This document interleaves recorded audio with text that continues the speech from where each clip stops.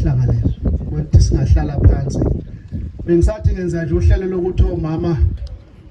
ngoba ngiyazi ukuthi umkhosi wabo phela sizojabula kahle masibabona bephambi kwethu ngoba bangababona omama ukuthi mhlamba kugayiwe kahle